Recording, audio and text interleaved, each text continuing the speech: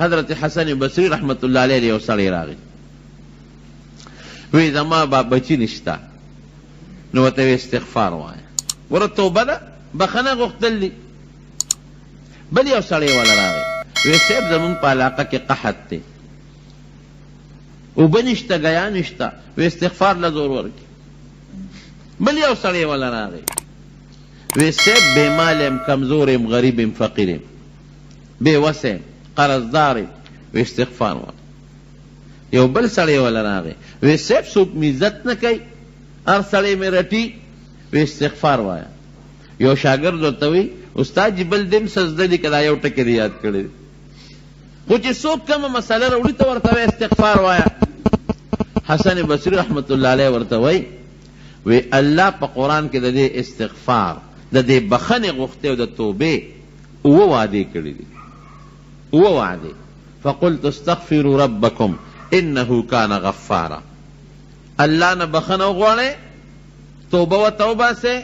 معافی تی وغواړئ او بم بخي انه کان غفارا. ګوره ګناه به دې وبخي. دا یو وعده شو دا یو شو. انه کان غفارا یرسل السماء علیکم مدرارا. که قحطی باران نکیگی نو په شیبو شیبو باران به در باندې راووري قحط به ختم کی. دو شو ویمددکم باموال. که غریبی مال د سره نشتا قرضداری بے کسے مال بدل درکی. و بنین بچی دی نشتا زامن دی نشتا زامن بدل درکی. سلوش ویجعل لکم جنات. یرا مال میں ډیر باغون او زمکه میں پکار دی اب هم دل درکی. ویجعل لکم انهارا. سیب د دینم زیات زمکه پکار دی چې نهرونه پکې چلیږي دا هم دل درکی. ما لکم لا ترجون لله وقارا. عزت سوک نہ کئی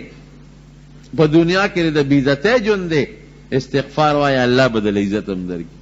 نو رب العالمین په قران حکیم کې په دې استغفار او وعده کړی دي. قران کې او وعده کړی دي. نو چې او وعده رب العالمین په قران حکیم کې په استغفار کوي نو د دې ول خلکو ته بیا د استغفار نه خیم. نو د مارونو په بخنه بیت الله شریف ته مخامخ خدای پاکم بودا یو آیت پر غلاف د پاسه آیاتونه لیکلي دي. کم چې د بیت الله مبارک غلاف ته نو پاغه د قران حکیم آیاتونه لیکلي دي. او د الله نمونه یا حی یا قیوم او د حج متعلق سونه آیاتونه دي. د ډېر مزیدار د سرو زرو په خط لیکلي دي. د سرو زرو په تارې په آیاتونه لیکلي. نو ما چې مخامخ ورته کتل نو یو آیات په لیکلو نو ډېر خوند دی راک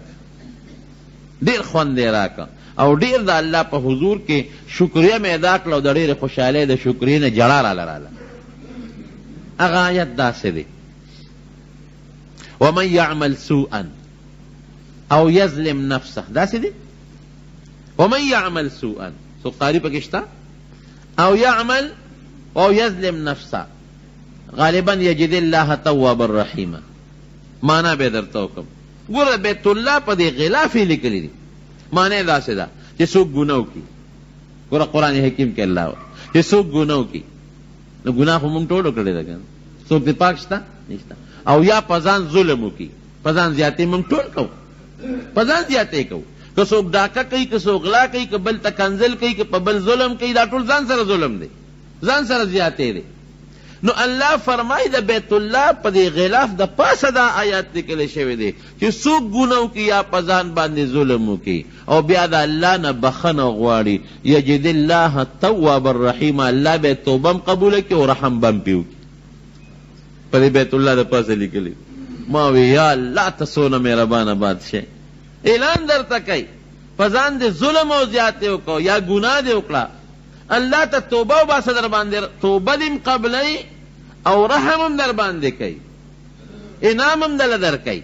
نو ما به ملګرو ته وی چې ګوره دا آیات درته مخامخ لیکلی شوی دی د قیامت په ورځ به د نو خدای تپوس کوي چې د الله بندنو ولې توبه نیسته. ما خو د انسان پړه کې اچولي نو د بیت الله په غلاف د پاسه مې پې لیکل کړي دي.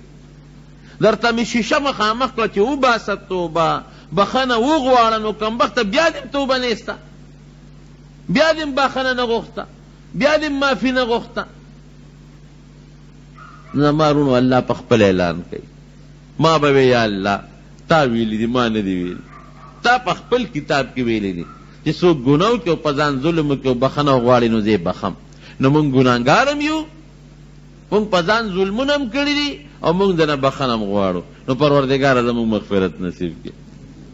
دا به د الله په حضور کې سوال کوي زمارو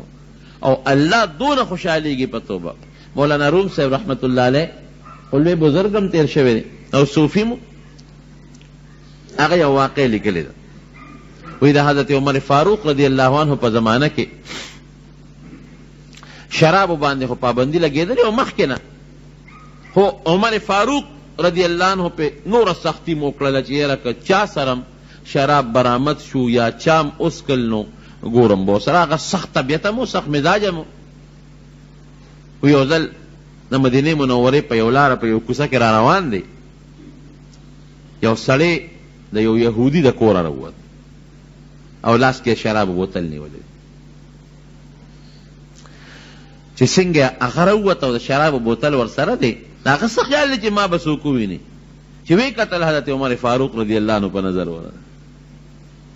بس بادشاہ په خپل امیر المؤمنین ولید بوتل یې زر راواغېسته صادر کې ونغښته او ترخ کې ومنډه او په دې زړه کې وی چې الله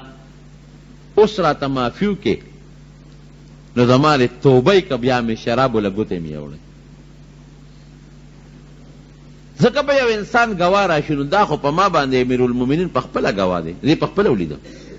بل چا خو نیم نه دی هغه په خپله ولیده ما هغه دی را روان دی او عمر فاروق رضی الله عنه چې دی ولید چې شراب بوتل ورته پسې راتېر شو ودرېږه لکه څه کوې دې ورسره پېږي دغسې لاسونه یې لچي څه دي در سره څه نشته اعتراف کړي سړي صادر دی جی صادر کې سړي جی بوتل دی پکې بوتل کې سړي پی دی پکې جی اوس ګوره دروغ وایي چې ځان به په دې بچ کړم او جالي اوس غریب پی دی پکې نو پی خلک لاس کې نیسي که پی خلک په صادر کې بندوي وی جی ګرم دی که نه ګرم دی نو ماتې صادر ته وکړی یو خایا نو هغې غریب هغه صادر اوس لاس یې اړه چې صادر کولاوی چې خو شراب بوتل دی دروغ مې لا بیل وی چې پی دی پکې چې صادر یې سینګ کولاو که او بوتل ته یې ګوته کړې ډس شو چې بوتل ته لاندې پرېوت چې پرېوت بوتل صاحبه پی ته وبېدل پی ته وبېدل او داسې پی ته وبتل چې هسې لوخړې ووالې داسې ګرم چې خوټ کېدلې پی لوخړې کوي سړی هم حیران شو چې دا خو ما شراب واغشتل یخ پخ شرابو او دا خو واقعي په دې بوتل کې اوس پی دی و لوخړې کوي او عمر فاروق رضی الله عنه هم حیران دی چې ما خو د په لاس کې شراب ولیدل یخ پخ دا څه شی دی کله کې د مټونه وایي وایه وروره ما خو ستا لاس کې دا پی نه ولیدې هغه شراب و یخ پخ و لاس کې دې نیولی او دا خو واقعي پی دی او ګرم دی دا ولې سړی ورته وي صاحب معافي به چې رښتیا لویم وی بلکل معافي خو رښتیا لوایم وی دا ما دقه یهودي کره شراب واغېستل یخ پخ شراب